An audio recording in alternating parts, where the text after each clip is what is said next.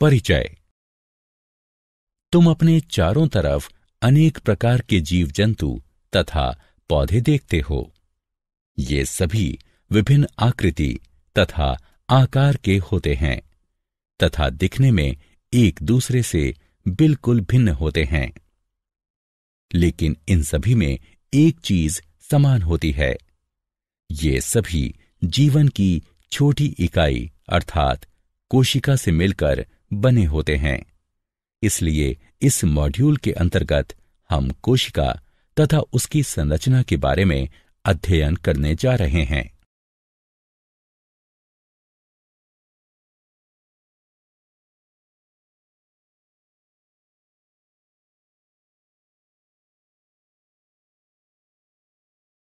उद्देश्य। इस पाठ के अंत में आप निम्न करने में सक्षम हो जाएंगे: कोशिका तथा उसकी खोज के बारे में जानना, एक कोशिक तथा बहुकोशिक जीवों को परिभाषित करना, कोशिका की संरचना की व्याख्या करना, प्लाज्मा झिल्ली, कोशिका भित्ति, केंद्रक तथा कोशिका द्रव्य की संरचना तथा कार्यों का वर्णन करना। कोशिका का परिचय। कोशिका जीवन की मूलभूत संरचनात्मक तथा क्रियात्मक इकाई है। प्रयोग।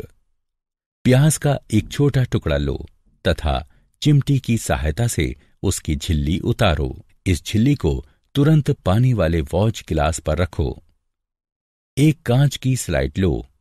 अब इस पर पानी की एक बूंद रखो तथा वॉच गिलास में रखी झिल्ली के इस छोटे से टुकड़े को इस स्लाइड पर रखो। अब इस टुकड़े पर एक बूंद आयोडीन विलयन की रखकर सुई की सहायता से इसे कवर स्लिप से ढक दो।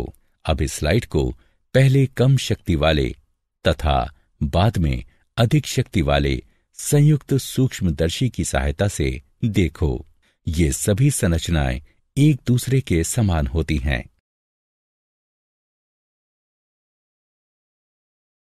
कोशिका की खोज। कोशिका की खोज सर्वप्रथम किसने की? कोशिका की खोज सर्वप्रथम रॉबर्ट हुक ने सन 1665 में की थी। उन्होंने प्राथमिक सूक्ष्मदर्शी की सहायता से कॉर्क की पतली काट का परीक्षण किया तथा पाया कि इनमें अनेक छोटे छोटे प्रकोष्ठ हैं, जिसकी संरचना मधुमक्खी के छत्ते जैसी प्रतीत होती है। रॉबर्ट हुक ने इन प्रकोष्ठों को कोशिका का नाम दिया। प्रथम जीवित कोशिका की खोज ल्यूवेनहक ने सन 1674 में की थी। उन्होंने उन्नत सूक्ष्मदर्शी की सहायता से तालाब के जल में इस कोशिका का अवलोकन किया।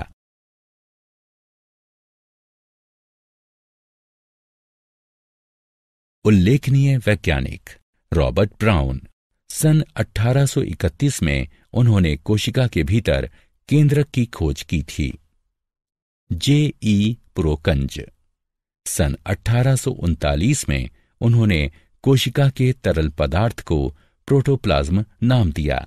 स्लीडन तथा स्वान।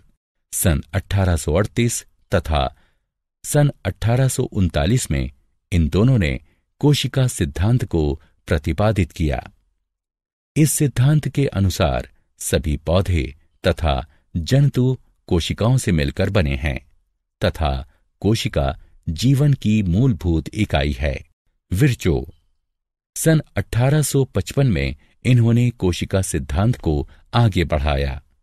उन्होंने बताया कि सभी कोशिकाएं पूर्ववर्ती कोशिकाओं से मिलकर बनी होती हैं।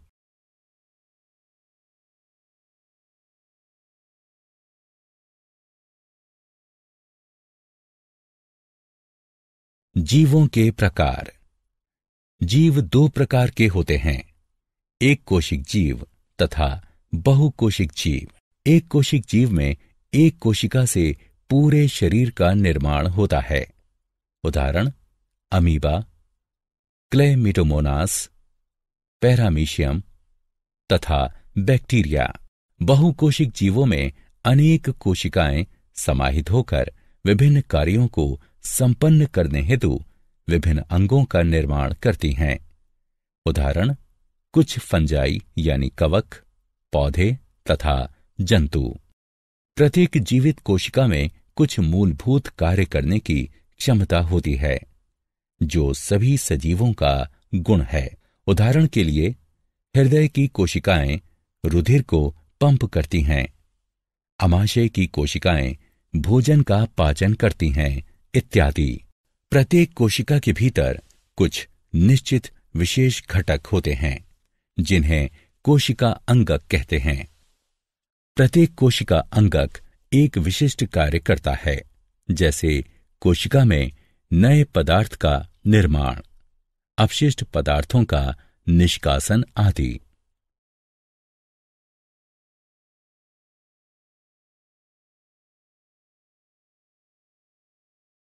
कोशिका झिल्ली तथा उसके कार्य। कोशिका किससे मिलकर बनी होती है?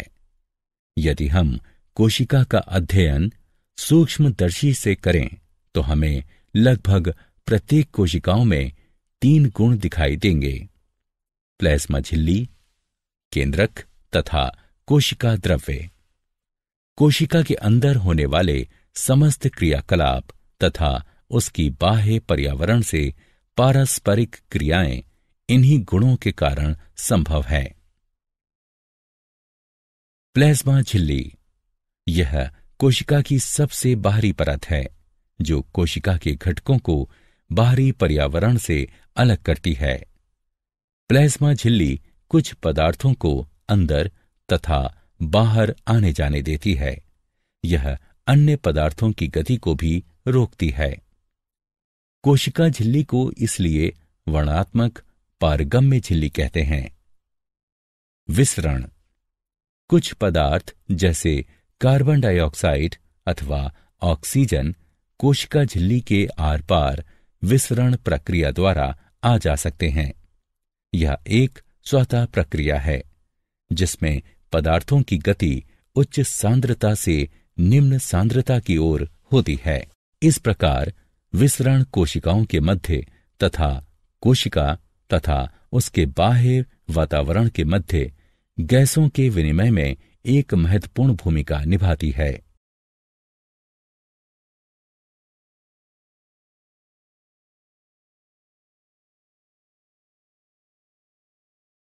परासरण वर्णात्मक पारगम्य झिल्ली द्वारा जल के अणुओं की गति होने की प्रक्रिया को परासरण कहते हैं। इस प्रकार परासरण में जल के अणु वर्णात्मक पारगम्य झिल्ली द्वारा उच्च जल की सांद्रता से निम्न सांद्रता की ओर गति करते हैं। इस प्रक्रिया में विलयन 3 प्रकार का हो सकता है: अल्प परासरण दाबी विलयन, अति परासरण दाबी विलयन या समपरासारी विलयन। अल्प परासरण दाबी विलयन यदि कोशिका को तनु विलयन वाले माध्यम अर्थात जल में शक्कर अथवा नमक की मात्रा कम और जल की मात्रा ज्यादा है, इसमें रखा जाता है तो जल परासरण विधि द्वारा कोशिका के अंदर चला जाता है तथा कोशिका फूल जाती है। ऐसे विलयन को अल्प परासरण दाबी विलयन कहते हैं। अति परासरण दाबी विलयन यदि कोशिका के बाहर वाला विलयन अंदर के घोल से अधिक सांद्र है तो जल परासरण द्वारा कोशिका से बाहर आ जाता है तथा कोशिका सिकुड़ जाती है। ऐसे विलयन को अति परासरण दाबी विलयन कहते हैं। समपरासारी विलयन यदि माध्यम की सांद्रता ठीक कोशिका की सांद्रता के समान हो तो कोशिका झिल्ली से जल में कोई शुद्ध गति नहीं होती तथा कोशिका का आकार भी वही रहता है। ऐसे विलयन को समपरासारी विलयन कहते हैं।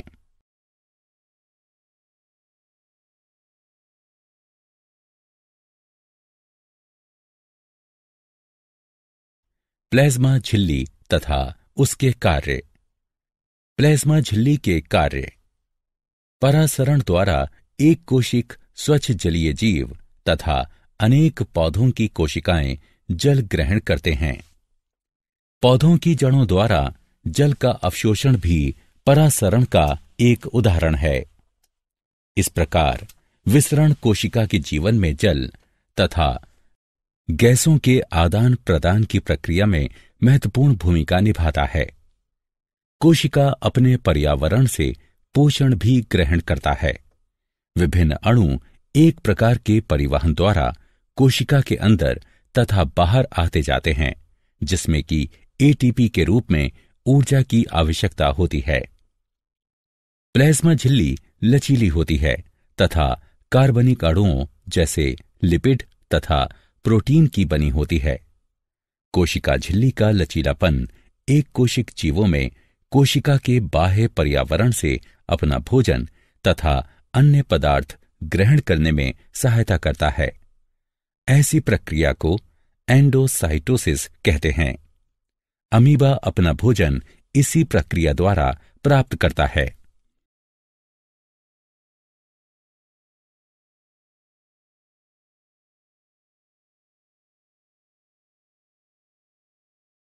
कोशिका भित्ति तथा उसके कार्य। कोशिका भित्ति पादप कोशिकाओं में एक और उभरी हुई बाह्य परत कोशिका भित्ति पाई जाती है, जो कि प्लाज्मा झिल्ली के बाहर स्थित होती है। पादप कोशिका भित्ति मुख्य रूप से सेल्यूलोज की बनी होती है। सेल्यूलोज एक बहुत जटिल पदार्थ है और यह पौधों को संरचनात्मक दृढ़ता प्रदान करता है। जब किसी पादप कोशिका में परासरण द्वारा पानी की हानि होती है तो कोशिका झिल्ली सहित आंतरिक पदार्थ संकुचित हो जाते हैं। इस घटना को जीव द्रव्य संकुचन कहते हैं। कोशिका भित्ति के कार्य। कोशिका भित्ति कोशिका को उभार तथा मजबूती प्रदान करती है तथा पौधे, कवक तथा बैक्टीरिया की कोशिकाओं को अपेक्षाकृत कम तनु विलयन यानी अल्प परासरण दाबी विलयन में उसके विरुद्ध दबाव बनाकर बिना फटे बनाए रखती है।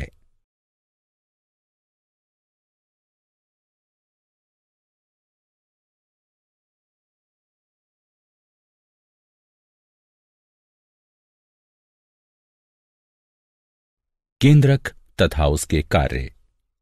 केंद्रक केंद्रक के चारों तरफ दोहरी परत का एक स्तर होता है, जिसे केंद्रक झिल्ली कहते हैं। केंद्रक झिल्ली में छोटे छिद्र होते हैं, जिसमें से होकर केंद्रक का पदार्थ केंद्रक के बाहर अर्थात कोशिका द्रव्य में जा पाता है। केंद्रक में गुणसूत्र यानी क्रोमोसोम पाए जाते हैं, जो कि कोशिका विभाजन के समय छड़नुमा दिखाई पड़ते हैं।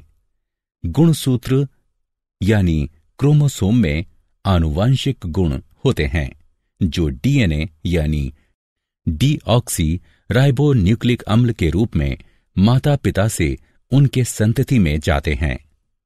गुणसूत्र यानी क्रोमोसोम डीएनए तथा प्रोटीन के बने होते हैं। डीएनए के क्रियात्मक खंड को जीन कहते हैं। कोशिका जब विभाजित होने वाली होती है तब ये गुणसूत्र क्रोमेटिन पदार्थ के रूप में व्यवस्थित हो जाते हैं। कुछ जीवों जैसे बैक्टीरिया में कोशिका का केंद्रीय क्षेत्र बहुत कम स्पष्ट होता है, क्योंकि इसमें केंद्रक झिल्ली नहीं होती है। ऐसे जीवों को प्रोकैरियोट कहते हैं। जिन जीवों की कोशिकाओं में केंद्रक झिल्ली होती है उन्हें यूकैरियोट कहते हैं। केंद्रक के कार्य।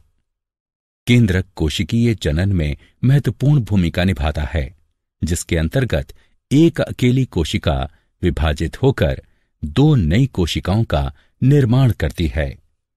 यह कोशिकीय क्रियाकलापों को भी नियंत्रित करता है।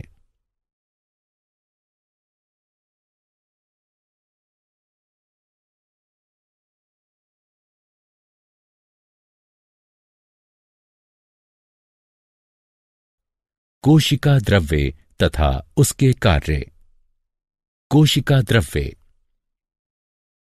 कोशिका द्रव्य प्लाज्मा झिल्ली के अंदर पाया जाने वाला तरल द्रव्य है। इसके अंदर अनेक विशेषीकृत कोशिका अंगक पाए जाते हैं। कोशिका के अंदर प्रत्येक कोशिका अंगक अपना विशेष कार्य संपन्न करता है। कोशिका द्रव्य के कार्य। कोशिका द्रव्य में सभी कोशिका अंगक पड़े होते हैं।